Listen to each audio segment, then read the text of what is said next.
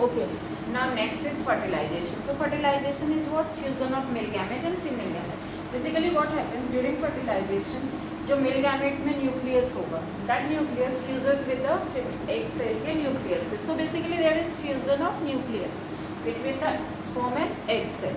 अब ये fusion कहाँ हो गया? Fallopian tube में. Then after that the zygote is formed and zygote multiplies rapidly and so many cell division and it forms embryo. Embryo further क्या होगा? Implanted हो जाएगा in the uterine wall. अब यूट्रस में जब इम्प्लांटेड हो गया देन धीरे धीरे वो फर्दर सेल डिवीजन होगा और फेटस में डेवलप होगा. Fetus is what? The part of the body with the different organs are visible. Hands, legs ये धीरे धीरे अपीयर होने दिखने शुरू हो जाते हैं. एंड टिल द 9 month, ये जो टाइम है ये 9 month का है. Then after 9 month the baby birth takes place. Birth of the baby takes place after 9 month. अब ये जो इस बीच मदर्स वॉर्म में है दैट इज इन यूट्रस. तो इस फेटस को इसके अंदर एक ट्यूब डेवलप होगा that is called umbilical cord and that umbilical cord is attached with the uterine wall. That part of uterine wall is called placenta. अब इस प्लेसेंटा से जो भी चीज़ें रिक्वायरमेंट है फेटस को that goes to the umbilical cord और umbilical cord से मिलेगा फेटस को.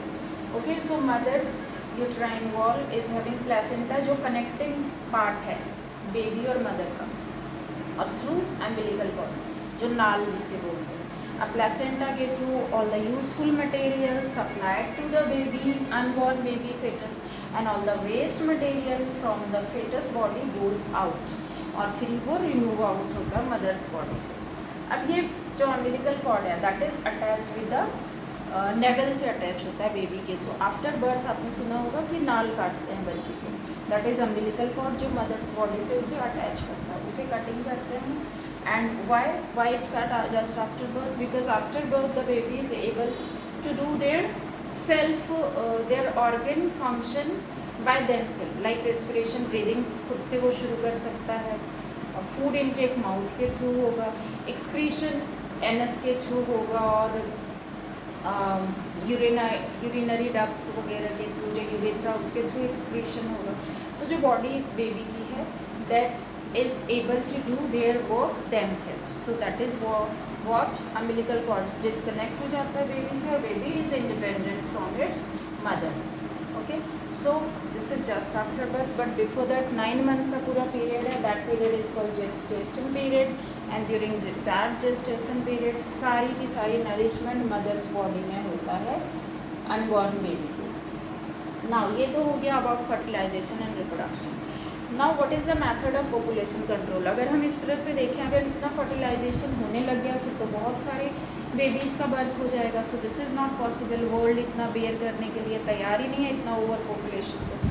तो बहुत सारे मेथड हैं to control population.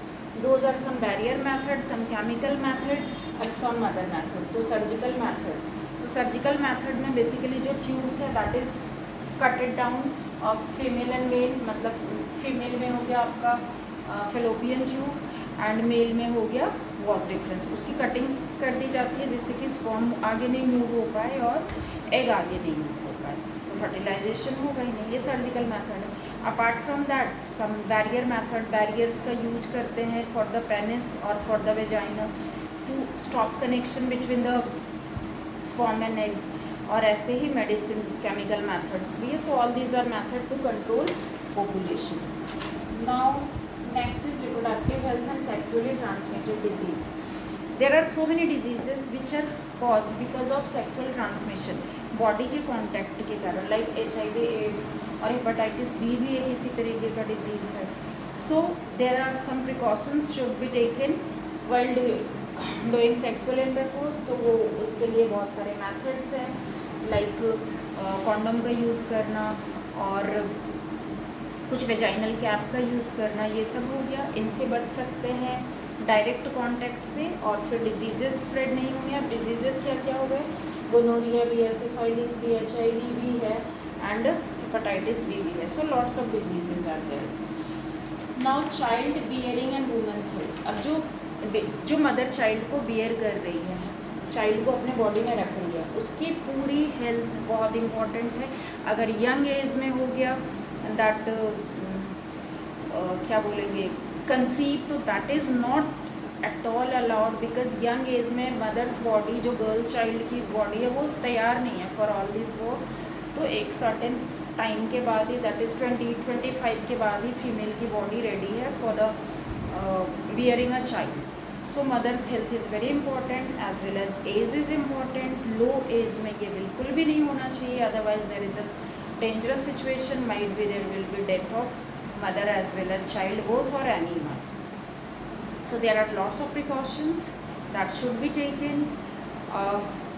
Good and deep knowledge of all these things are required, and always discuss with your teacher or parents if any kind of doubt is there related with the human reproductive system or sexual reproduction in human beings. So this chapter is completed. The next we'll study about heredity. Till that, bye bye.